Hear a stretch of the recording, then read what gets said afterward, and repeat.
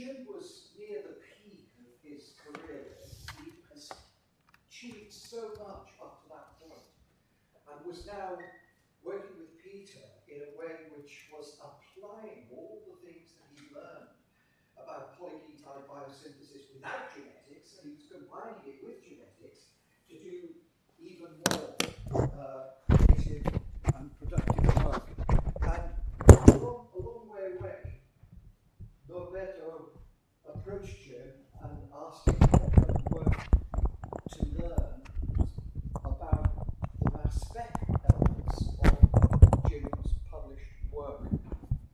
So he came a long way to do it. Jim said yes, and he's now come a long way to tell us about it today. Norberto, over to you. Thank you. I fix work. Thank you for the invitation to be here. It's really an amazing pleasure for me. Returned here more than 10 years ago. And when Barry and Rebecca told me to show a little bit what we are doing in Brazil, let me see if I'm doing the laser point in the correct way. No, I'm doing something wrong here. Doesn't matter. And I was invited to talk a little bit about the chemical ecology research that we do in Brazil. We work with different kind of organisms, but it was the major idea to talk about the frogs. But I decided to move a little bit in the beginning to show that in 2000, when I was in the lab working in the beginning of my career, I was doing research with this kind of tribes and, sorry that I can't, the tribes and with the plants from the Amazon. And what happened? I had the opportunity to work with GCMS, but at that time, there were only 2 machines in our country working with LCMS. Thanks, Rebecca. And my department asked to buy the first machine. Can you imagine the first LCMS machine in the University of São Paulo for all campus? And then, okay, we sent the proposal, and the head of the department came to me and said, "Come on, guy, you are young. Believe me, I had hair in the past. And someone needs to learn a little bit of mass spec." Then I was looking for a place to work, and I found Jim in the internet. I sent my CV. At that time, I was a completely natural product chemistry, classical one, doing this kind of work, but I was starting chemical ecology to understand how the plants interact with the environmental through the volatiles and the used by the Indians or the natives. And then Jim said, "Okay, come on, boy. You can be here, and I have interest to understand gas phase chemistry in mass spec about the polluters that everybody showed before me." I remember when I arrived here, I was very excited to do my first experimental section. And he asked me that Paul Gates, Paul is there, where is Paul? Here, to take care of me. And Paul showed me where is the lab, all the machines, the beautiful machines, and I said, "Okay, when I start?" Then I was in his office, locking, "Gina, when I start?" He said, "No. This is completely new for us. Then you need to spend a month in the library." I say, "Oh my God. How can I explain in Brazil that they are paying to me to stay here, to be in a library?" I was really afraid. And then 15 days, I remember this, I back to his office, say, "Jim, it's hard for me to explain to Brazil that I need to do something." He said, "I have an idea for you. Do a trip." I say, "What? Do a trip?" To be honest, I accept the idea, and I did the Santiago Compostela way to be more quiet at that time. It's true. I left the department for a week to walk and think about what he said. And then I started to read, and I understood at that time that gas phase chemistry was completely a black hole. What the people are using at that time was just checking values. Some guys like Paul did very nice jobs before with erythromycin, but it was completely new for us. And then we start to work, I think, exactly a month, and I think in 15 days we had our first draft of a paper. And then we start to publish together here. And this moved completely my career. I start to work gas phase chemistry. And just because I realized that if the people in Brazil decide to learn electron spray to apply in small molecule, the best way, because you have tons of libraries of compounds isolate in Brazil. My idea was, let's visit all the libraries, all the data from all the labs, and try to understand gas phase. And all this time I was discussing with Jim, because I had a plan at that time to invite Jim and Paul to be with us in Brazil. Paul, I think how many times you were there? Like 6 times or 7 times, I don't remember. But Jim was just once. And then we start to apply computational chemistry to understand what's really going on in gas phase and how we can really go deep in natural product chemistry. That's the beginning of the history. But remember, I had just one machine.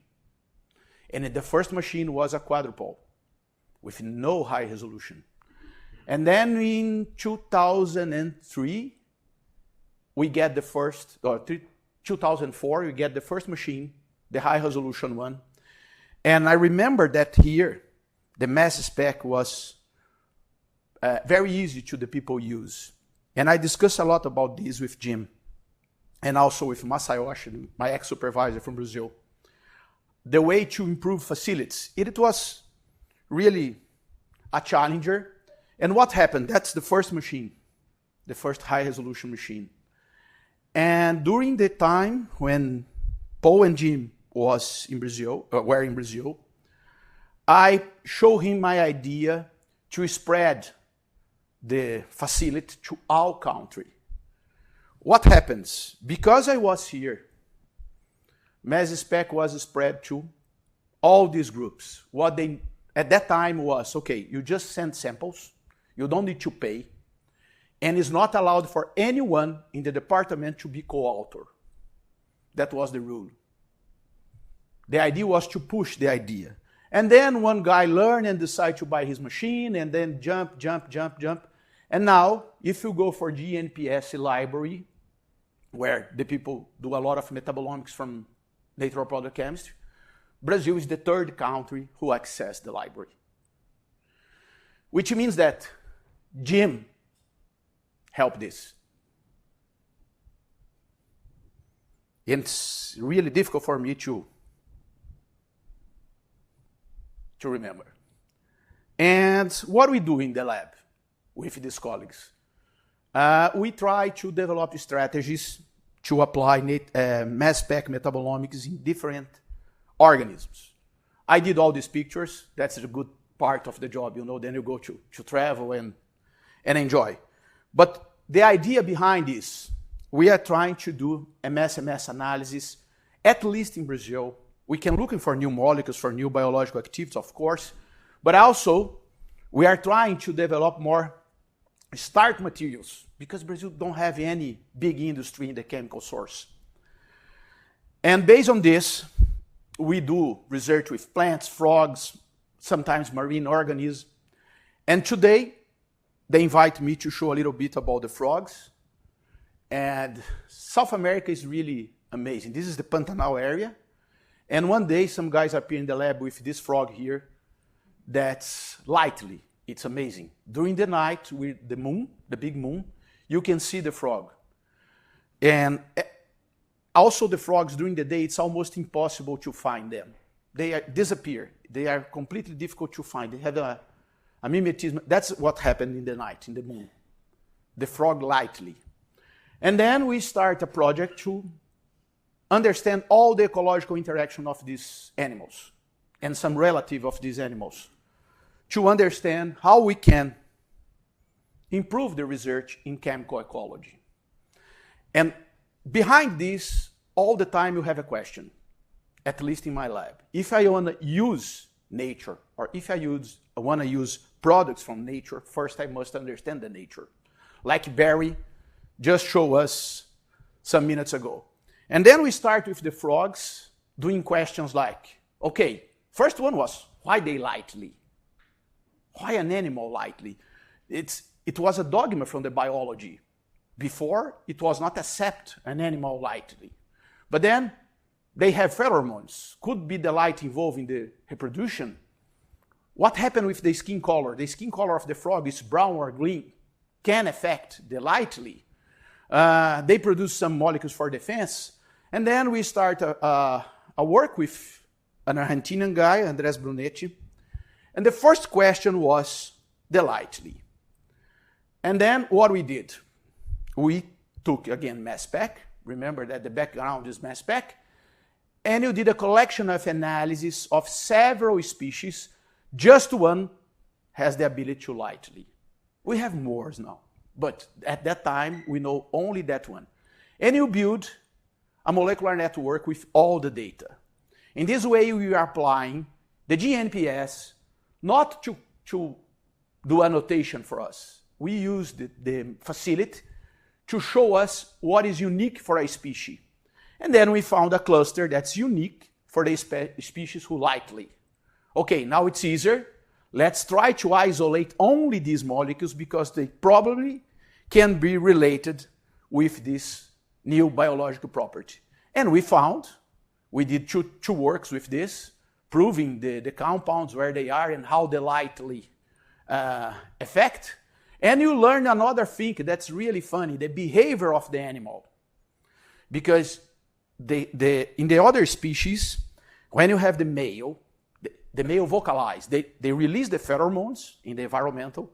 The male vocalize, and the female is looking for the strongest one who vocalize better. But the species who not lightly, we have a kind of male that you call satellite male, which means that where is the strongest one? I want to be nearby him. Sometimes I can convince the female that I was the best singer. It's true, that's what happens in the nature with the other species. But with that one, during the moonlight, the female can, because the way that they do is pheromones and sound. But that species, they have the third evolution. And then what we decide to do is check the eyes of the female. And then for our surprise, we realize that I forgot the name in English, it's bastonates. It's the part of the eye who recognize the lights. The maximum of intensity of the female light is exactly the same wave of the lightning, which means it's a completely evolution process. And then we publish these data, but it's still another questions. Can the color of the skin be involved? Because the light is green, and some of these frogs are green. Not all, but then we decide to do. And then we start to run again mass spec to find some interactions. And then we combine MALD, LCMS, and proteomics and metabolomics. And what we realized that in the several species, the green ones that grow in Pantanal area, this is more restricted for one area, we saw that one protein that was supposed to do another thing combined with this class of secondary metabolites, and then we have the complex biliverdin serpin, which means that they produce the color blue, not green. But the skin of the frog, it's like a glass if you look, but it's yellow. Then depend of the average of the skin can be more green or less green. But okay, then you realize that the skin color was not related with the fluorescence. But then we learned, at least from the biological perspective, how the animals do the camouflage. But okay, we decide to go a little bit deeper, but first I want to show you what is good for this animal. We have a program in our lab to go to school to teach science for kids. I think this is one important, at least in Brazil, I don't know here in UK, but in Brazil during the last years, it's increasing the number of people that do not trust in science and who do a lot of pressure. Sometimes they are almost the majority, which influence also in vaccines, things like that. Then we have a program to go in the schools with the frogs, teach ecology, things like that. And can you imagine how fun it is when they saw with the UV light, the frogly light? The kids are crazy. But this is good to teach the importance of the science for the kids. But then, okay, use this model, and we decide to check the pheromone. I moved the picture of the frog just to don't be the same. But I realize, again, GCMS, where I start my career. That's easier for me in the beginning. But then we were checking how the pheromones work. And again, another surprise. Doesn't matter if it's the green one, the light blue one, the brown ones. The pheromones coming from pyrazines. What is usually compounds produced by microorganisms, not by frogs. Then we found some terpenoids, things like that. We don't have too much time today. It's just more to show how Jim contributes with all these things. We found the pheromone for males and females. And then, what's the next question? If I have pyrazines, probably I have microorganisms involved in this. And then we decide to do isolation of the microorganisms of all these frogs. Only the brown here to show another one. And then we start to do the isolation of several bacteria. What was not expected for me, because everybody shows in the literature that in the glands of the frogs was not expected to have bacteria because they produce antibiotic peptides. But it's there. Okay, some can be contamination for outside of the skin. Then we decide to do what? We decide to first identify all the microorganisms. We found 2 new species, and we did the transcriptome of these species. And you found the precursor in the biosynthetic pathway for the pheromones. That, okay, we found it, we don't know if it's there, let's continue, but there is something good here. And then what we decide? If the pheromones come from the glands, let's do more LCMS analysis here to try to identify which kind of compounds I have there. I know that the volatiles is there. Let's check which kind of peptides I have in these glands. And also, let's try to do imaging with the bacteria and the peptides to see if you have really a symbiotic process. In the first experimental, we saw a cluster with no kind of annotation. I check what's going on in the mass perspective, and I ask my student, let's do the isolation of this molecule. It's something completely new. And to be honest, it's a new class of secondary metabolite. Or not a new class, new group. And then we did imaging. That's the image of the glands. Then, in the same place, you have the peptides, you have the bacteria, and you have these molecules. Which means that, okay, through multi-imaging, I can localize everybody together. And we identify a lot of these antimicrobial peptides. The majority is linear one. You know that you cannot apply in medicine perspective, but it's good to understand in the ecological perspective. We decide to understand a little bit about the mechanism of action. That happens what we expect. They produce roles in the membrane. It's not new, but they do in the same way. And we published recently this paper. And we decide to do a completely review about all the peptides who has this activity. And we found that in all cases, we have this sequence. It's only 3 amino acids here, but must be 3, but doesn't matter who are. Then, okay, this can be useful. Let's try to now understanding that we can have some control if this works. And let's try to do synthesis of something that can be useful, inspired in the natural product. But before, I ask my student, I'm very curious, I want to see what's going on here. And this is the bacteria that we isolate. We're feeding the system with the peptides, the new class of molecule, these carnitine derivatives, and what else? Peptides, yeah, just these 2. They grow, which means that they use the peptides for food, exactly. and the new molecule is an initiator. If I don't put the new molecule, then they go fast. And then we decide to contaminate. What happens? Grow that one. Because the majority of the contamination that we put in the plate, the peptide kill. Which means that this is a completely symbiotic process. We published recently all the picture of this. And this helped us to publish papers, but also we propose the synthesis of new class. It's not that one, that's the original idea.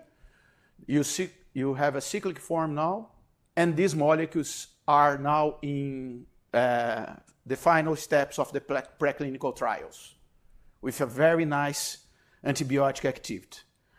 I don't want to finish here, I just want to show you a figure. That it's another project, but the way that we work in chemical ecology in Brazil. For example, with bees, I have a colleague, Monica Pupo, who works in this area here from the microorganisms for bees. And in my side, we are doing a lot of MS analysis from the wild bees, which means that we are trying to create a chemical stamp for quality control. For what? To put these products in the market. And why you are trying to do this? Because the problem in Brazil is this. The people discuss about keep the forest, but to keep a forest, you need to keep the people. Otherwise, they will kill animals at night because they need to eat. And then this program, I don't want to go fast, we study all the chemistry, and these species of bee, they don't go directly to the flowers. They go to a specific leaf and collect a specific group of flavonoids. And then they mutate. I realized we did a lot of tests, things like that, to understand the ecology. It's not the subject here. We characterize all the steps, also the biotransformation. But in the end, we help these people to start a company. Which means that it's almost nothing from the science that we are discussing here about new molecules or to treat cancer or things like that. But in the otherwise, the students, that's my postdoc, we are teaching the locals how to build these bees, how they can keep, which kind of plant they need to have this chemical signature. And based on this, we have now around 400 of families that we take care in the lab and that produce things to go to the market and help to transfer money to this community. And this was one point that I'm going to the end that I discussed a lot when I was here with Jim. Because I told him once that I was convinced that science can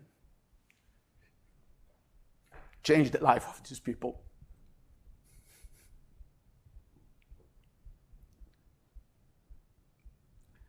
And finally, I want to finish with this.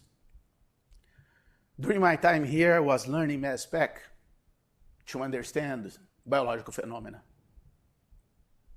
But now, this section here, when he teach me, changed a lot of lives in Brazil. Thank you.